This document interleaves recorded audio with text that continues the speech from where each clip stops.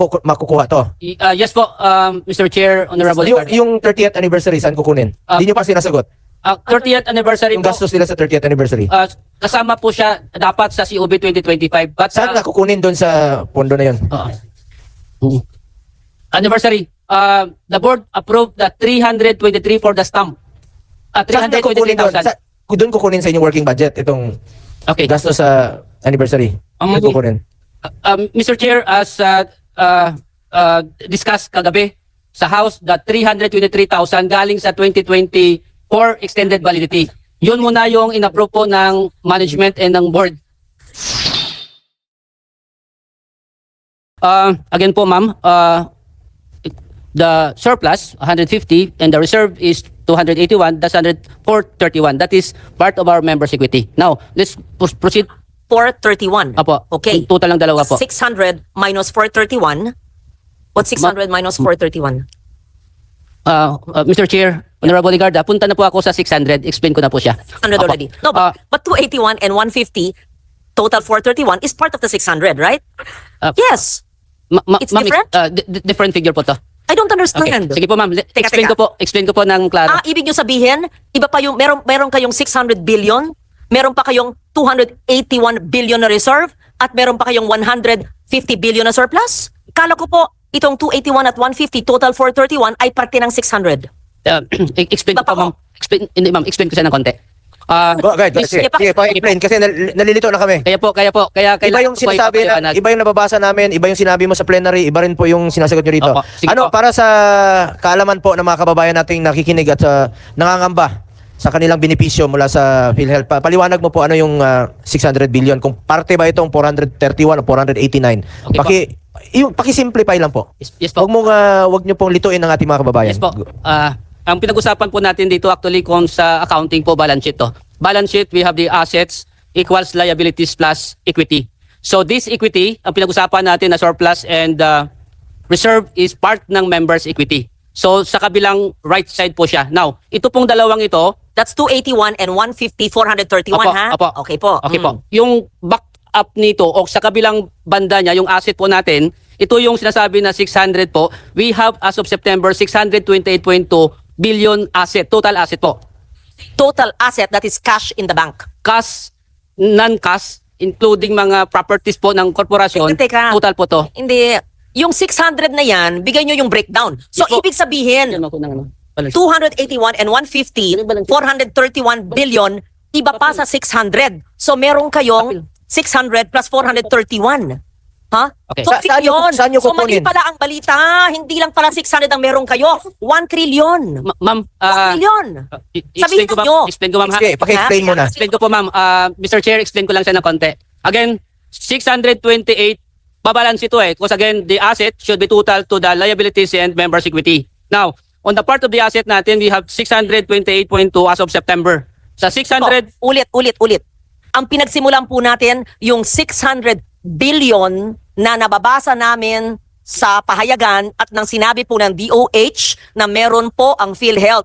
600 billion cash. Kanina, isang oras na yata tayo, lahat ng kasamahan nyo, including ang CEO at yung abogado, sinabi na meron daw kayong 281 na reserve at 150 na surplus. Sabi nyo, CEO and attorney, parte ito ng 600B. Sinasabi po ngayon ni Mr. Limisya ko po. Yes, nahiwalay pa ito maliban sa 600B. So, ibig sabihin, ang assets nyo, cash and non-cash, ay 1 trillion. Pakipaliwanag. Yes po ma'am. Mr. Chair, again, ito yung members' equity po. Ang backup po niya yung ating assets. Now, sa total assets of 628, yung investment po natin, investment po. Kasi ang ating asset ay classified into two.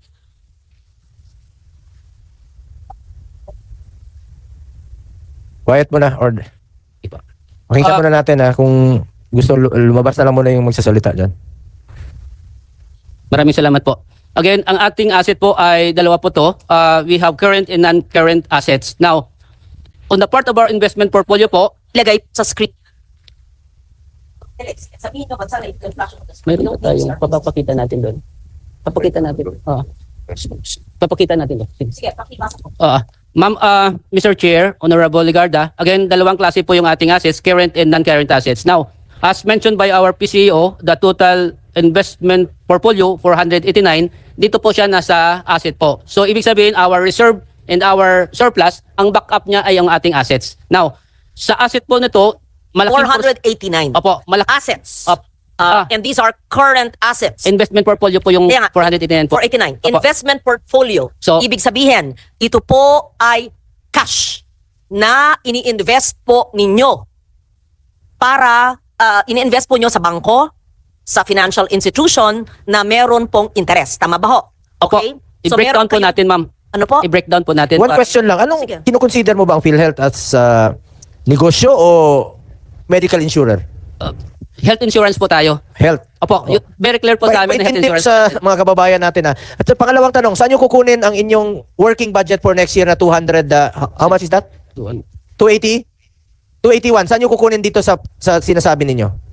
Opo, the source of our 284 corporate operating budget sa year 2025, estimated direct contribution of 203 billion, investment income of... Direct contribution, ito yung amin. Amin to. Atin po, atin. Atin yun. Opo. Kaltas sweldo natin. Opo. So, yung sweldo natin, ito yung sa working budget ninyo next year. Opo. Kasama Nakolekta po na siya to, hindi pa? yan. That is estimated po. Na Estimated pa, makukolekta po kukolektahin natin pa. Sa Okay. 2025 So, po. out of 283, magkano? 284 po. Oh, 203 ay estimated. Yung 81, saan nyo kukunin?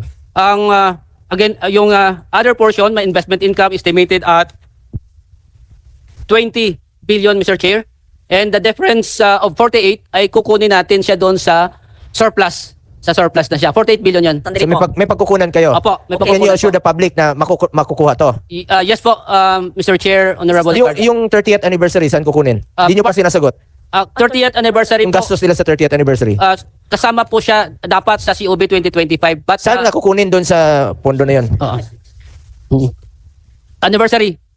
The board approved the 323 for the stamp.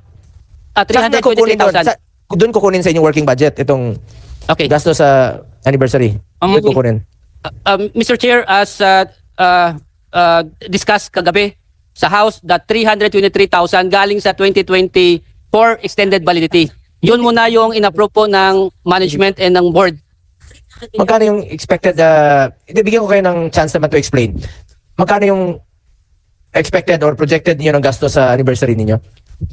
Magkano? Mr. Chair, the initial proposal ay 138 billion proposal. Initial. Para saan yun, Mr. Chair? Anniversary nga, ma'am. Anniversary po. Anong anniversary? Oo. 130 million pang anibersaryo? Saan nyo kukunin ito? Anong gagawin nyo? Una, saan kukunin at anong gagawin nyo sa 130 million pang anibersaryo nyo? Mr. Chair, Anibersaryo pang bigay ng additional package. Hindi anniversary celebration, ma'am. Ang tanong ko lang kung saan nyo kukunin ito? Sa part ba ng working budget ninyo kukunin yung 138? Mr. Chair, ito po ay again proposal pa lang. Proposal, kaya nga, kung matutuloy ito, saan kukunin? Ay kukunin siya sa corporate operating budget. Sa part pa rin ng working budget ninyo. Yes po. Ilang pasyente yung matutulungan yan? Yan, ang pinapakompute ko sa inyo. Baka naman pag, let's give them the benefit of the doubt, Mr. Chair, anniversary budget, 30 years na sila, 137 million, 138 million. Sabihin mo, sir. Siguro naman, hindi naman yung Christmas party or celebration. Siguro naman, hindi biyahe. Siguro naman, hindi pagkain ng mga officers. Siguro, ito ay pagpalaganap ng mga package, di ba po? Ano ba yung 138 million? Mr. Chair. Oh, ano ba? Mr. Chair, sorry. Pakisagot lang, no? Yes. Yung 128 million, saan gagamitin at saan nanggagaling? Tapos balik sa tanong ko na yung 600 billion at 431 billion, hindi pa rin maliwanag kung pareho ba to o iba po. Mr. Chair, we'll just explain very quickly, just for the purposes of to expedite the discussion. What was approved by the board and what was decided in PhilHealth already is the budget for the 30th anniversary was brought down to a few 100,000 pesos only. So maybe we can just to clarify everything. There's nothing, there's no hundreds of millions, there's no millions. So just so that we can continue with the discussion, please. Yan ang tinanong ko kanina at sabi mo you will explain it later. Yes. So nauna nyo pong sinagot yung mga tanong ni Senator Ligarda kaysa sa mga tanong ko na hindi pa rin nasasagot until now. Pakisagot muna. So just to answer nga very quickly, Mr. Chair, we are only planning to spend a few 100,000 pesos for 30th anniversary. Yan lang po, wala pong mga excessive So spending ibig po. sabihin, Just to simplify the discussion. projected pa lang ito. Actually, may mga proposal. Proposal. But we've Hindi pa natutuloy. So good. Hindi Thank pa- you for asking hindi that. pa natutuloy. You're spending a few hundreds of thousands, but we see on the board, it is not consistent with what the CEO is saying. It's 137.7 million. What is this? An invention? A proposal of some brilliant person? Buti na lang, merong nagkontra at may board. Ano ba ito? Gala night. Gala night. And Sports Fest, 32 million and 13 million. Habang ang dami-daming nangangailangan ng healthcare. Anyway, erase na ito. Who's the smart person who made this? Mr. Chair, this was endorsed by a group inside PhilHealth. Sino yung grupo? You have to name the group because you have to enlighten that group. Kung hindi po dinis-approve ng board ito at hindi kami nanunood sa inyo, walang oversight function ang Senado, ang Congress, you could have because you're a GOCC. We don't watch you every day. Mr. Chair, Madam.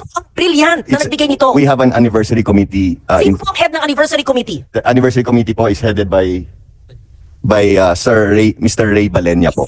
Can that person, please, not now, don't waste our time, give a memo to the chair of the finance committee, of the health committee, on why the person and the group thought of using 137 million of PhilHealth funds for giveaways and a gala night. We will submit, Your Honor. We will submit it within the day to Congress. No? A sports meet To the for Senate. 32 million.